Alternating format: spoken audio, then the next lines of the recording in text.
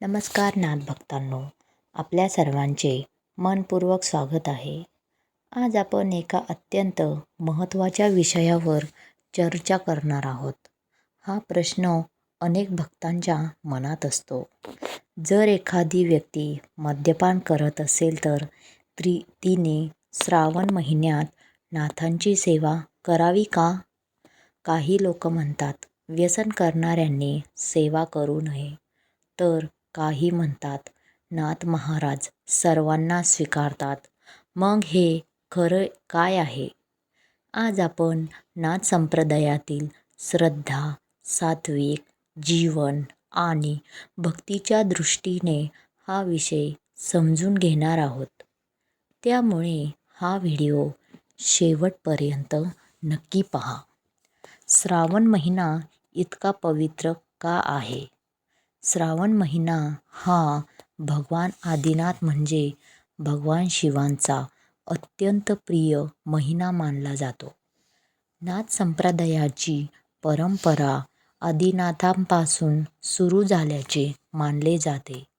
म्हणून हा महिना नाथ भक्तांसाठी साधना, जप, तप, सेवा आणि आत्मशुद्धीचा काळ मानला जातो. या महिन्यात अनेक भक्त उपवास करतात, नामस्मरण करतात, नवनाथ पोथीचे वाचन करतात आणि सात्विक जीवन जगण्याचा संकल्प करतात. नाथांची सेवा म्हणजे नेमके काय? अनेकांना वाटते की दिवा लावणे, अगरबत्ती दाखवणे आणि फुले अर्पण करणे म्हणजेच नाथांची सेवा होय. परंतु नाथ संप्रदायात सेवा म्हणजे गुरूंची आज्ञा पाळणे, सत्य बोलणे, वाईट सवयींचा त्याग करणे, मन, वाणी आणि कर्म शुद्ध ठेवणे, गरजूंना मदत करणे, अहंकार सोडून नम्र राहणे, तीच खरी नाथसेवा मानली जाते. मद्यपानाबद्दल धार्मिक दृष्टिकोन. धार्मिक परंपरेनुसार मद्यपान मनाची स्थिरता कमी करते आणि साधनेत अडथळा निर्माण करू शकते. नाथ संप्रदाय हा योग आणि संयमाचा मार्ग मानला जातो. त्यामुळे अनेक गुरु आणि भक्त श्रावण महिन्यात तंबाखू, मद्यपान आणि इतर व्यसनांपासून दूर राहण्याचा सल्ला देतात. मग मद्यपान करणाऱ्यांनी सेवा का करू नये? याचे उत्तर आहे नाही. असे म्हणणे योग्य नाही. नाथ महाराज कोणत्याही भक्ताचा द्वेष करत नाही. जर एखाद्या व्यक्तीला व्यसन नसेल पण त्याच्या मनात खरी भक्ती असेल तर त्याने नाथांची सेवा सुरू करावी. परंतु त्याच वेळी त्या व्यक्तीने व्यसन सोडण्याचा दृढ संकल्प करावा.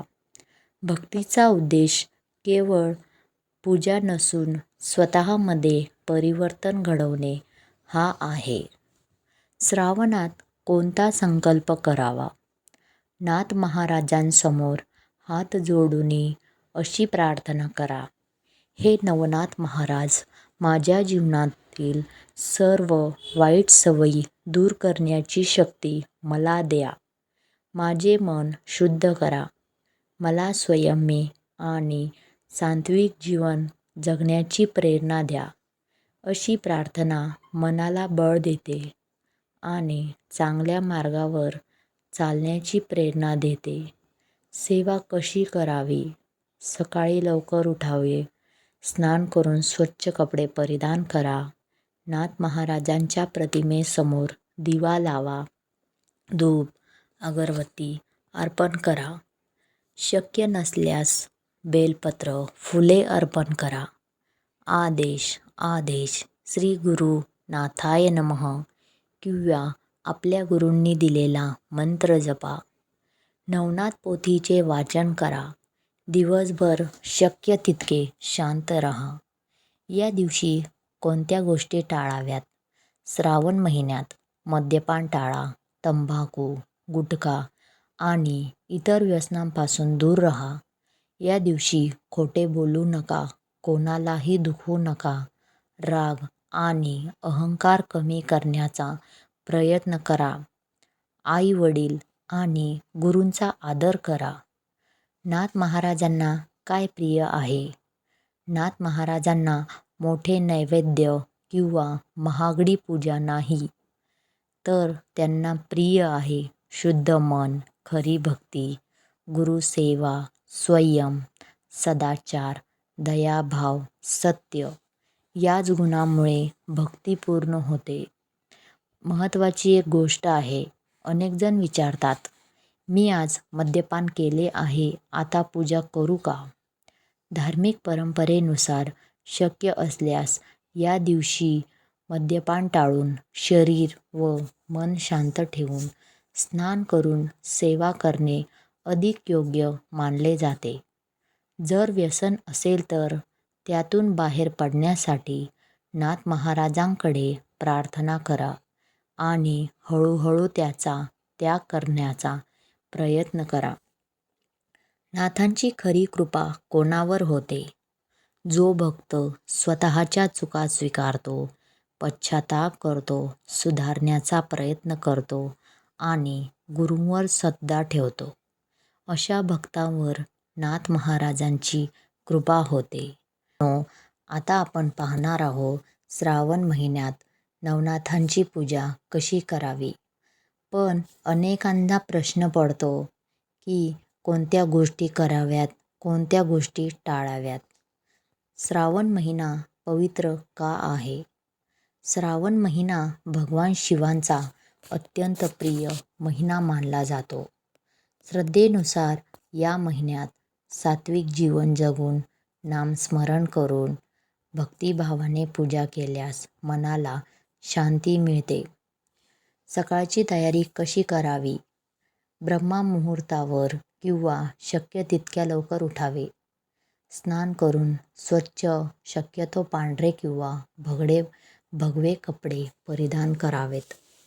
पूजेचे साहित्य: तांब्याचे किंवा पितळाचे ताम्हण, स्वच्छ पाणी, तुपाचा किंवा तिळाच्या तेलाचा दिवा, धूप, अगरबत्ती, फुले, बेलपत्र, अक्षता, हळद कुंकू, फळ किंवा साधा नैवेद्य. आता पाहूया आपण पूजा कशी करावी. सर्वप्रथम गणपतीचे स्मरण करा. त्यानंतर भगवान शिव, आदिनाथ आणि श्री नवनाथ महाराजांना नमस्कार करा. दिवा लावा, धूप आणि अगरबत्ती अर्पण करा. फुले आणि बेलपत्र अर्पण करा. नंतर श्रद्धेने मंत्रजप करा. ओम नमः शिवाय किंवा आदेश श्री गुरुनाथाय नमः. शक्य असल्यास 108 वेळा नामस्मरण करा.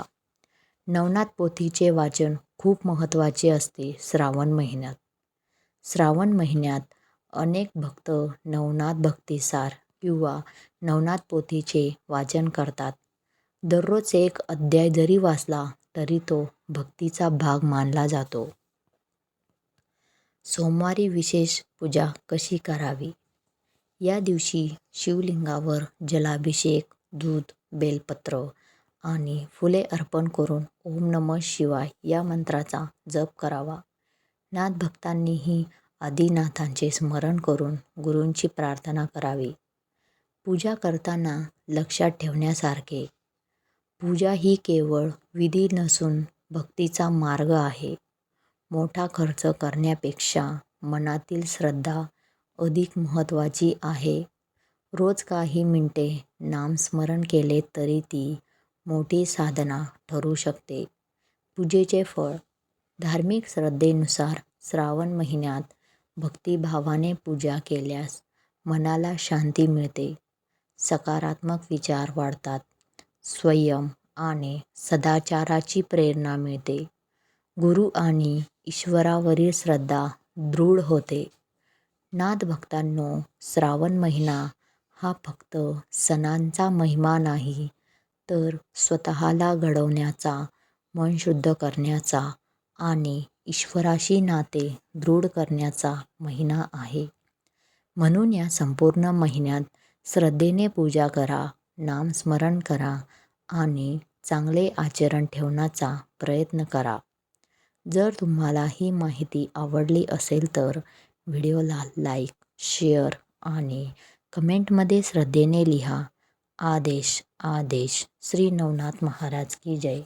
धन्यवाद.